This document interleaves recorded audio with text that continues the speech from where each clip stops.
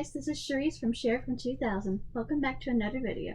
And in this video, if you can't tell by what character I'm dressed up as, Raven, because today we're going to talk about Teen Titans Go. Well, not Teen Titans Go, just Teen Titans. We're going to talk about Teen Titans.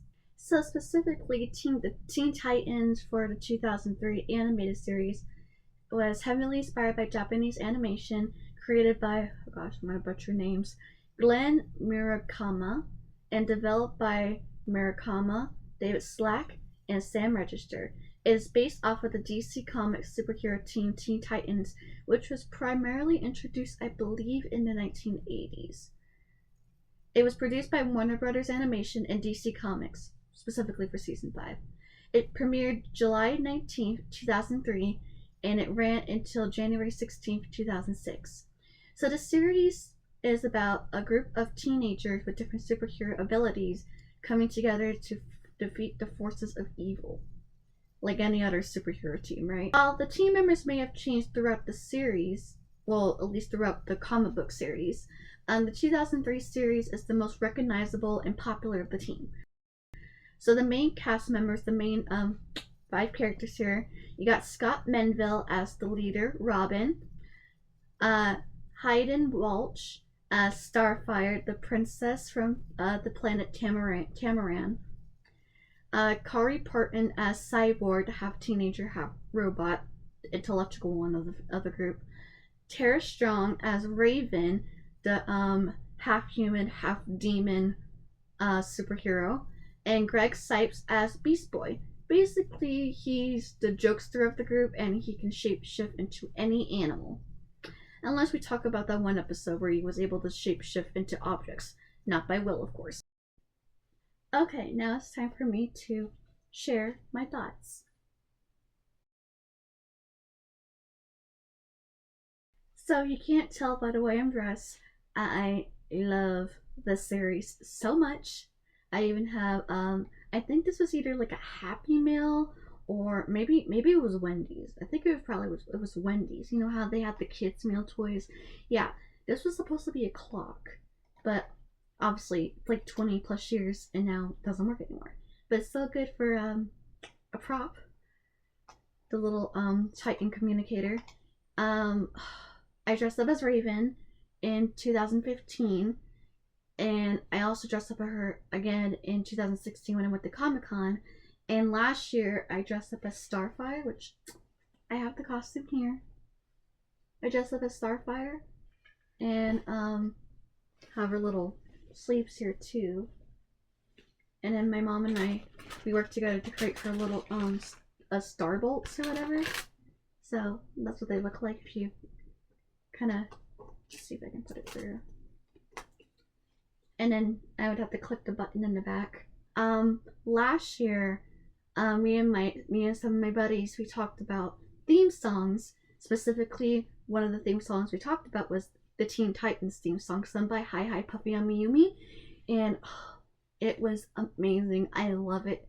Every time I hear the guitar riff and everything, it's just, ooh, it just gets me super excited to watch the series. Now, I do want to note that whenever it's serious episodes, the theme song's sung in English. When it's a funny episode, comedic, it's sung in Japanese. It's like, that's brilliant. Like, oh my gosh, that's so cool.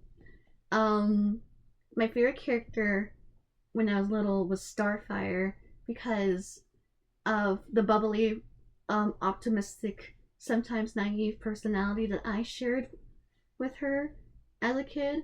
And, just loving to see her try to fit in and everything, and just is super friendly, super cheerful. And now, as an adult, Raven's my favorite character. I don't know, maybe because she's just so relatable, having like issues, and just not because that Tara Strong is one of my favorite, if not my favorite voice actress, which I did do a top 10 favorite Tara Strong characters. Raven is on there. You gotta go check out the video to see where she was placed. I really love the overall series. Each of them had different arcs, were specific to a specific Titan member, except for Starfire for some reason. I was really confused by that. Technically, Beast Boy got two.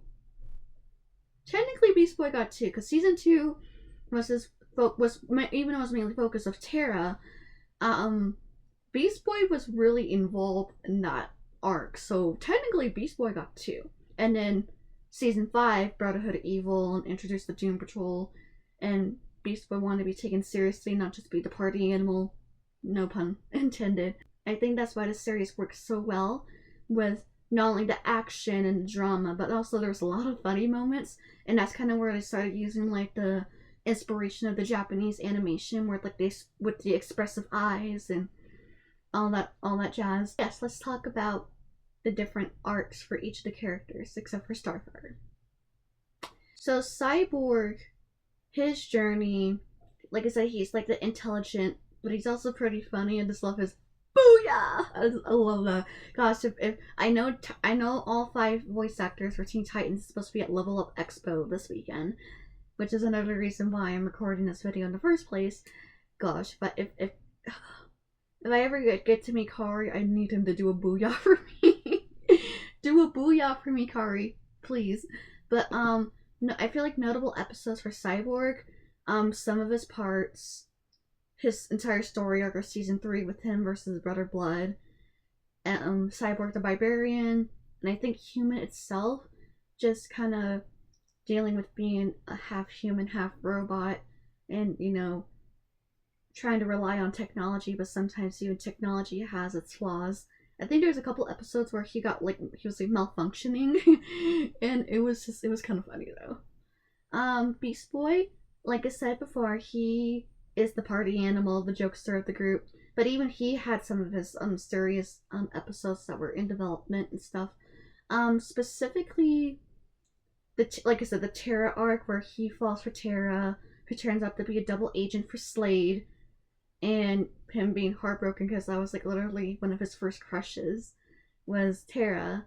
Although I do kind of feel like there is a relationship with Beast Boy and Raven. Hashtag BB Ray. Yeah. Season 5 with the Brotherhood of Evil taking over, trying to take out every Titan, every superhero, leaving Beast Boy alone without any of his team members. So he has to gather his own group to go up against the Brotherhood of Evil and free his friends, or find his friends too, which I think that's really cool. Because like I said, you really tend to think of him as the jokester. He doesn't really take things too seriously, but an episode where it got really serious for Beast Boy was The Beast Within, where I believe he gets like bitten or some type of chemical reaction that alters his DNA, and basically turns him to like this monster werewolf character, whatever, and he actually ends up hurting Raven, which is pretty scary for a comedic character like him. He says Starfire is pretty bubbly and pretty optimistic, but some of the more serious episodes I think with her, How Long Is Forever, where she gets transported into the future of what all the Teen Titans look like after they disbanded, because everyone thought that she was gone forever, and we got to see an appearance of Nightwing. So cool. Snowblind, where she befriends Red Star in the snow, like a severe snowstorm.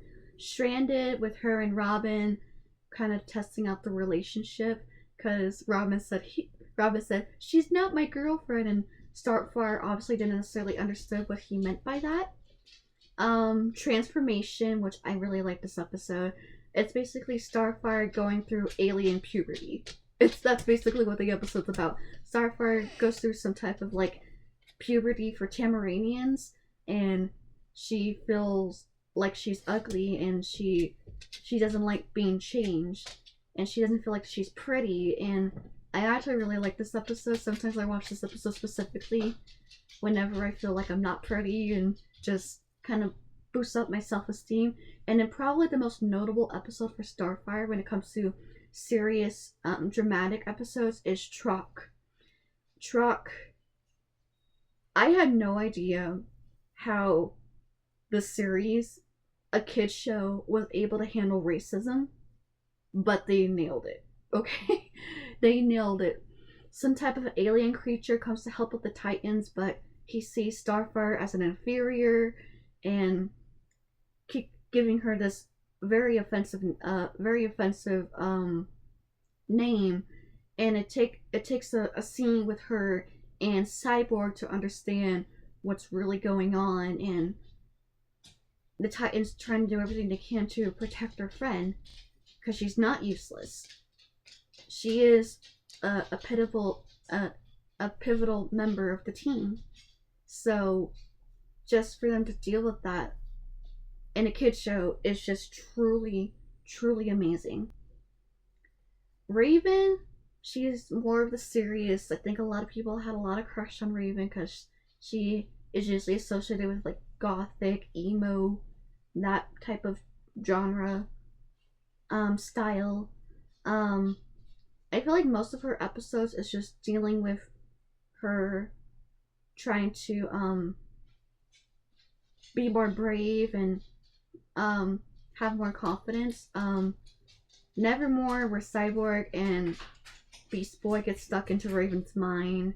Fear itself was probably one of the darkest episodes of the series, where Raven had to admit that she was afraid and she was scared because, you know, some of those cool kids is like, oh, I'm not afraid of anything. Nothing scares me. And then when your friends are in danger, leaving you all alone in the dark, gosh, that episode still haunts me to this very day.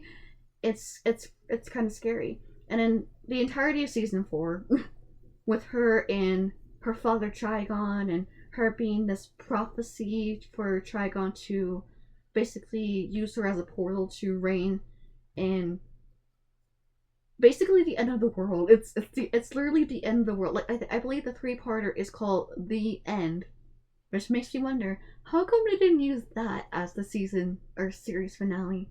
And then of course you got the leader Robin.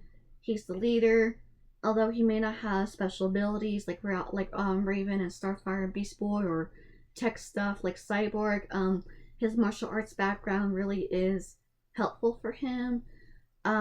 Season 1, where he is in that arc with Slade, becoming his apprentice and trying to steal for him, even though his friends, he has to fight his friends, and then his friends were in danger when they get injected with this I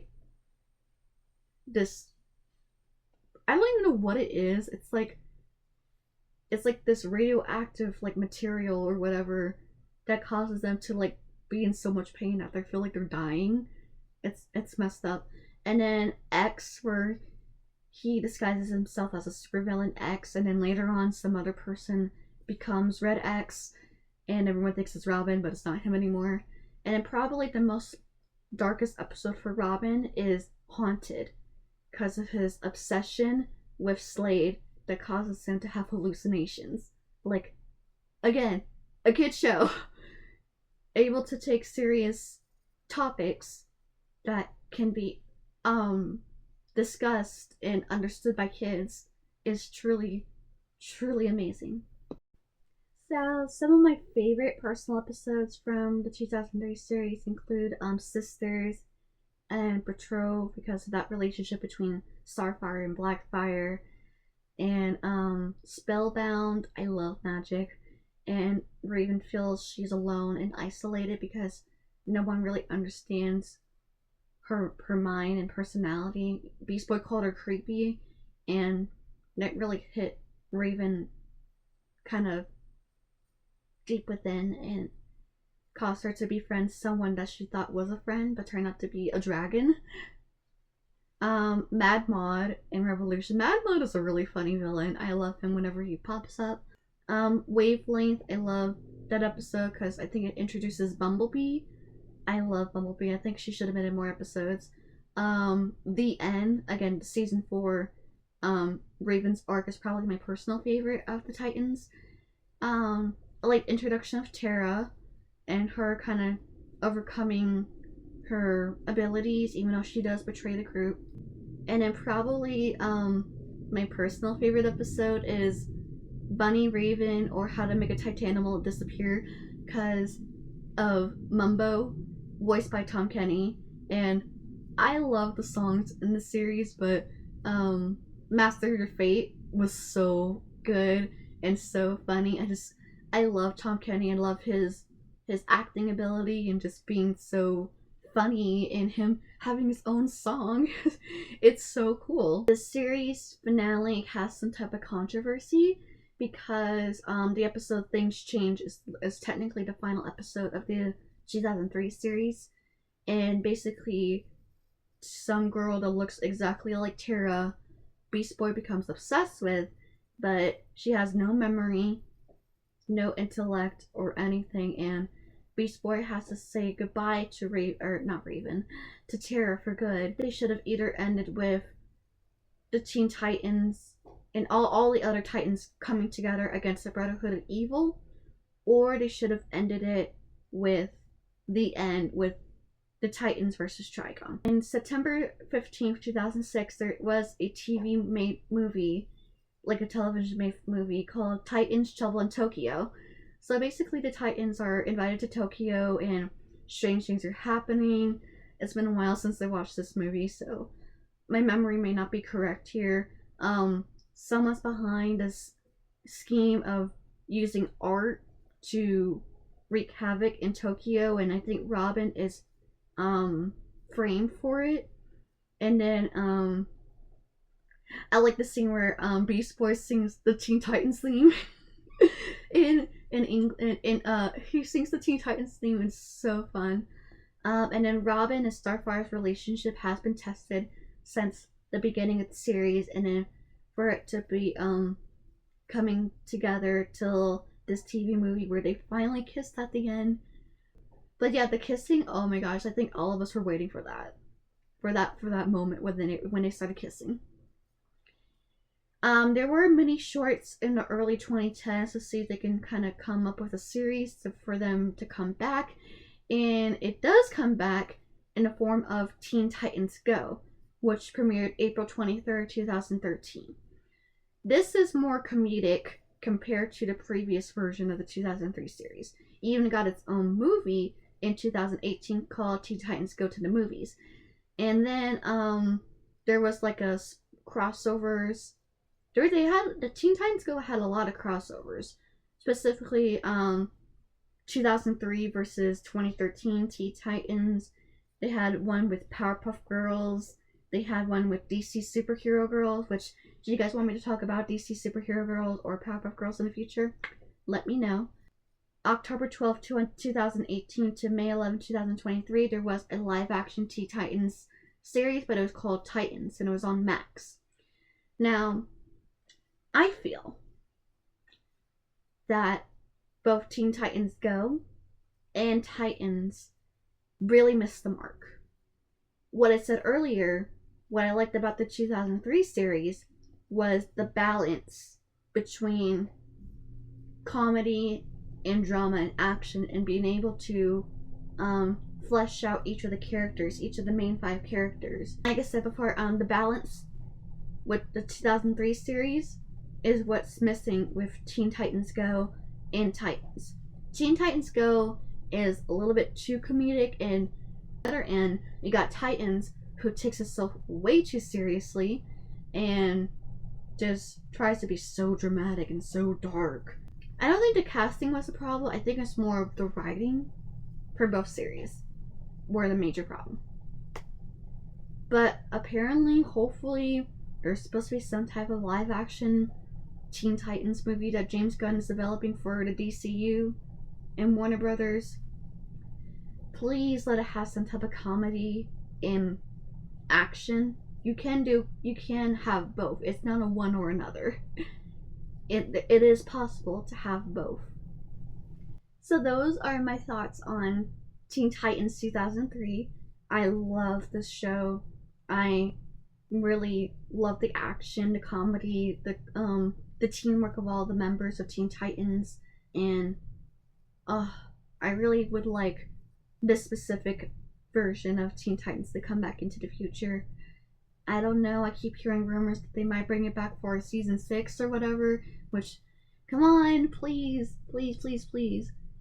less of Teen Titans Go, more of the original Teen Titans. Like I said before, I know it's supposed to be a comedic thing. I know they're not supposed to be taken seriously, but it really kind of hurts seeing how the Teen Titans are portrayed now. I would give it a 9 out of 10 because I'm still not too happy with A, Starfire not getting her own story arc, and B, how the series actually ended. Unless you count Trouble in Tokyo as the actual finale. Tell me your guys' thoughts on Teen Titans. You can follow me on Facebook, Twitter, or X, formerly known as Twitter, Instagram, and TikTok. Until then, Titans go!